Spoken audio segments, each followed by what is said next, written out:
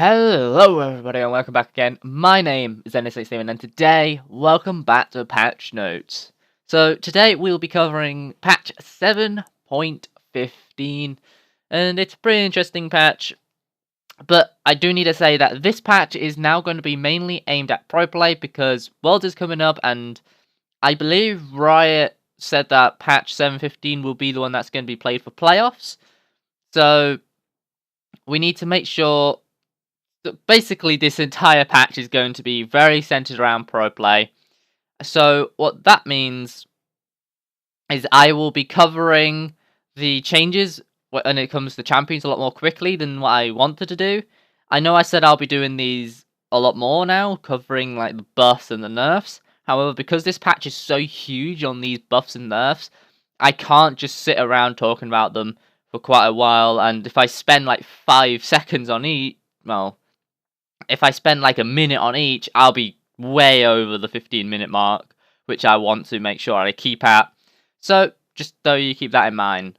Now, before we get onto the actual changes in this patch, let's first look at the new skins. So in total, there are 4 new skins coming to this patch, and they will be joining Teemo in the Omega Squad team, and they will be Tristana, Veigar, Twitch, and Fizz. So they will be all getting the new Omega Squad skins. However, we also get some new chromas, which are also linked to the Omega Squads. So first of all, we have 3 chromas for Omega Squad Teemo, Veigar, Twitch, and Fizz. And then we have 5 chromas for Omega Squad Tristana. So if you are interested in any of those, I recommend go and picking them all up. So let's actually jump into the first thing on this patch. First of all, we have Urgot, who will be getting his rework. So, if we look at his entire kit, you have his passive is tied to his basic attacks, where when he auto attacks, a blast of flame will come from his legs, which allows him to do a lot of damage. You have his Q, which is a lot like his current E, however it does more damage, and it's also his main poke tool, whereas previously he was his other variant of his Q.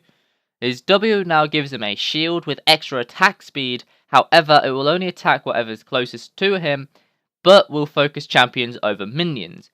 Or you can also focus locked on targets, which are targets damaged by his Q or E.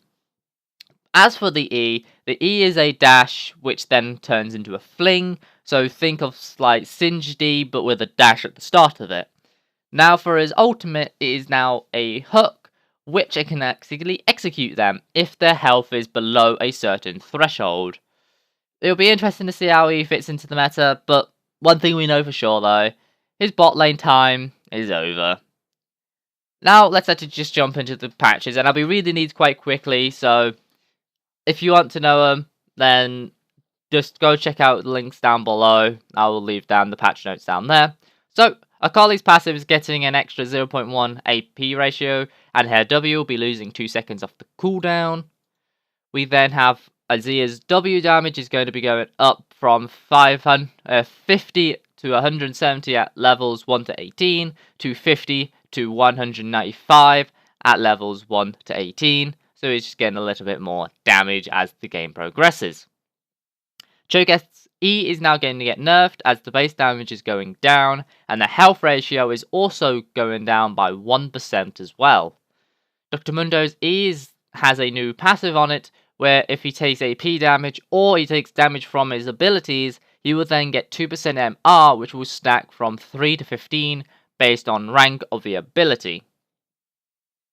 Echo's E is now 3 seconds off on the early game, however it goes back to normal as the spell gets ranked up.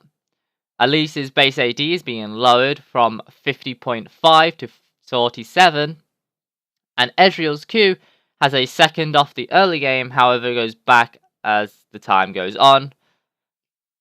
Gangplank's passive is getting 15 more damage at all ranks, and Gragas's R is going to be getting 20 more seconds on it in the first rank. Aurelia's R is getting a buff where it'll be losing 10 seconds off of its cooldown. Jinx's W cooldown will be getting 2 seconds off of it of all ranks.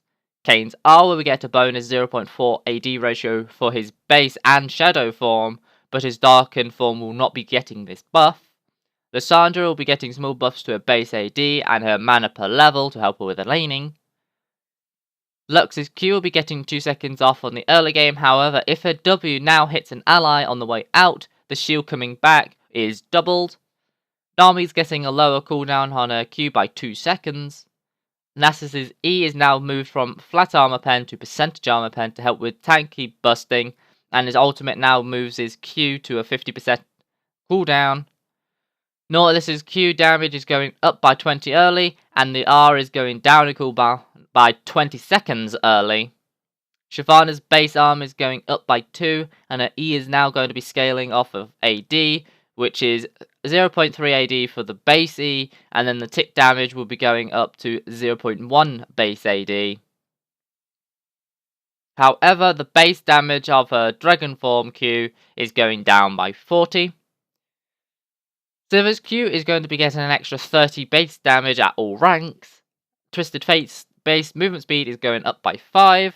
Xerath has an extra 15% slow if they are not in the center on his W, and his ultimate's base damage is going up by 20 late game.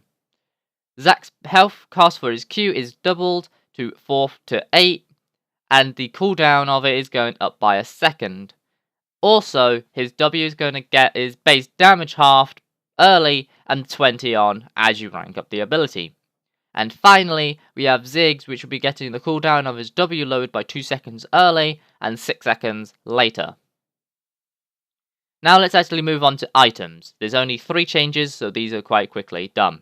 Adaptive Helm will now protect you from 20% of repeated damage from the current 15. Dustblade of Drakthar's damage will be now different for melee and ranged. For melee, it will be 65 to 320, which is a buff early and a nerf late. As for ranged, it's 45 to 300, which is just flat out nerf. Also, going on from that, ranged champions will no longer proc a slow. And finally, Knight's Vows health is going down by 50.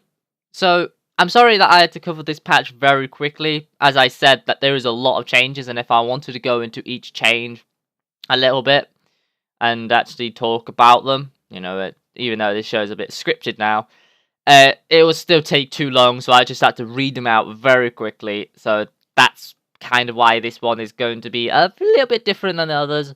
And if Riot keeps on these big patches, which I'm guessing they're going to because Worlds is coming up, then just be prepared for these types of videos. But if you want someone else to talk about these changes, then down below I will leave 3 links. One for LS, one for Freak, and one for Skara. So if you want people to give you a state on what pro play or high or low is going to look like, then you can go check out the likes of Skara and LS. If you want the maths behind these changes, go check out Freak. And yeah, I hope you guys all enjoyed today's video. As always, do the normal YouTuber stuff, and I'll see you all next time. Till then, everyone, peace out.